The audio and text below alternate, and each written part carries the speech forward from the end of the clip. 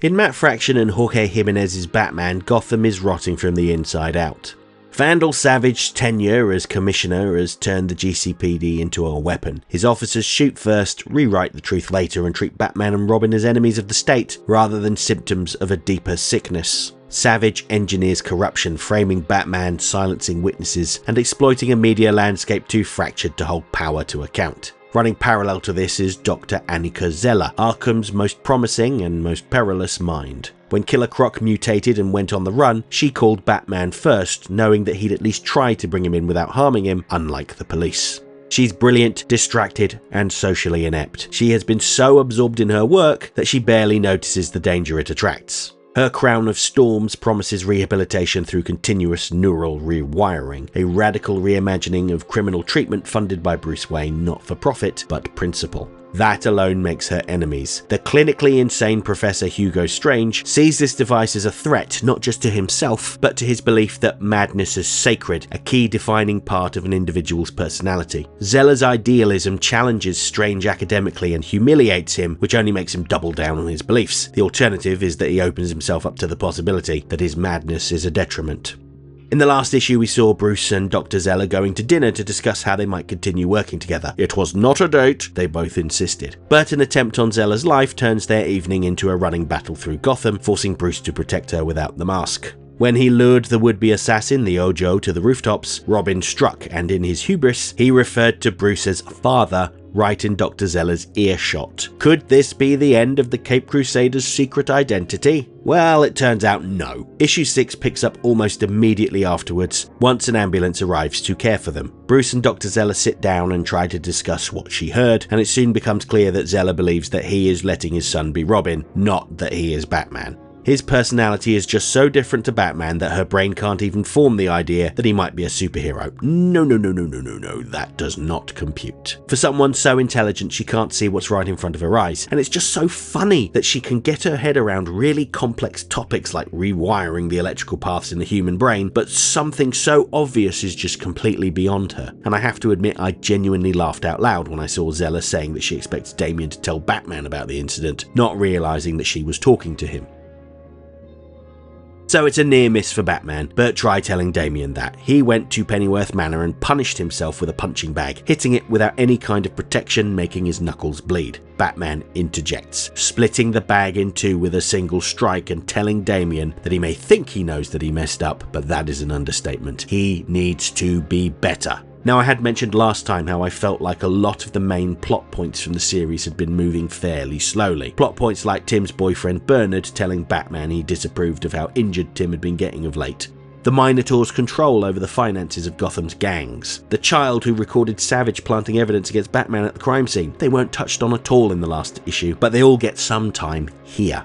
Firstly, let's check in on the case against Vandal Savage. Now, the witness took his recording to the press, but no one would touch it. It was just too hot for them to handle, and the newspapers don't have the clout that they used to. So they approached private investigator Harvey Bullock. Bullock isn't surprised at all by Savage's crime, but notes that there aren't any clean district attorneys in Gotham, and the wounded cop involved in the case turned up dead, so they're going to have to handle this very carefully.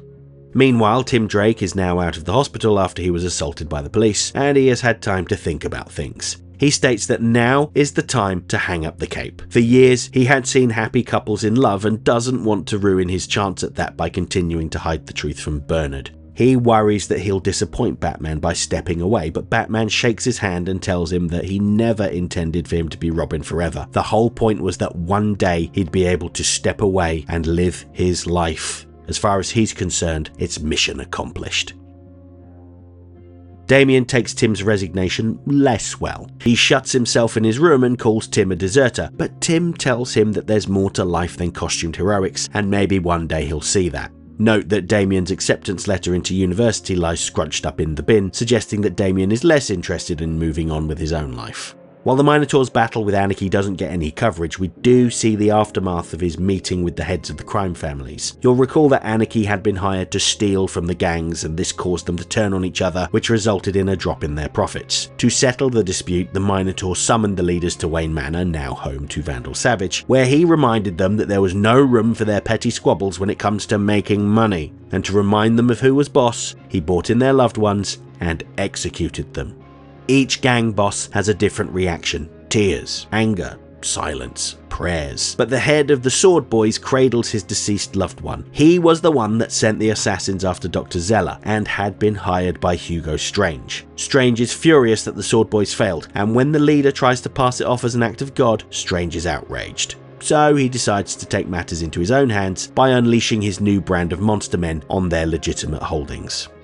The monster men attack the Tozuki CEI hub, which I presume is something to do with energy or fuel, and smash up the facility. Batman arrives on the scene and gets to demonstrate his Bat-Reel gadget, which feels like it was pulled straight out of the Arkham games. He also uses electrified blades on his gloves to tear into them. As they technically aren't alive, Batman gets to be a bit more brutal than usual, but he isn't excessive. It's not like he hacks any limbs off, or at least he doesn't get the chance to, before Savage's Tuco squad arrives. These were specifically equipped officers designed to take down superpowered threats, and the fact that they turned up very quickly is telling. You may think it's a sign that they take their job seriously and that they're always prepared to jump in and tackle any problem. What's more likely is that this is the result of Savage's collaboration with the Minotaur and the gangs. The moment Strange's monster men started trashing the place, Savage was alerted. And they gunned down the monster men in moments, but they really seem more interested in killing Batman. However, they rely too much on their firearms, and Batman is easily able to outmaneuver them. To ensure his escape, he runs them over with the Batmobile and makes his exit just in time for the real police to turn up. As Batman says, "What a night."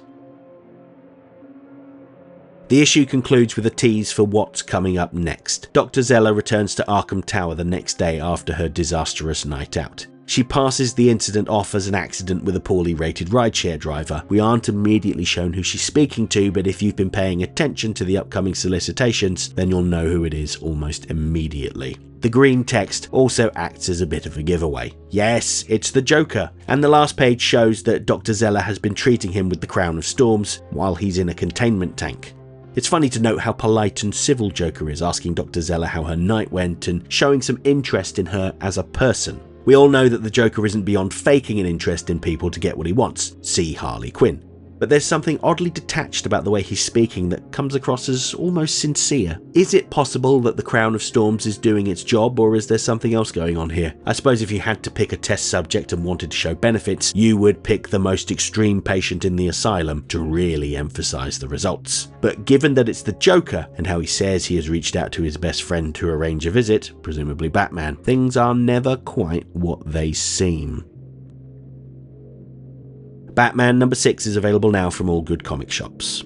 I would encourage you to research your local comic shop, and if you don't have one, I'm certain there are dozens of good stores nearby that would be happy to mail you your comics. If you're opposed to the idea of cluttering up your home with comic books, then you can get this one digitally from places like Amazon as well as Neon Ishiban. Personally, I prefer physical comics, but I do like the convenience of having thousands of comic books accessible from my phone. But you do what works best for you.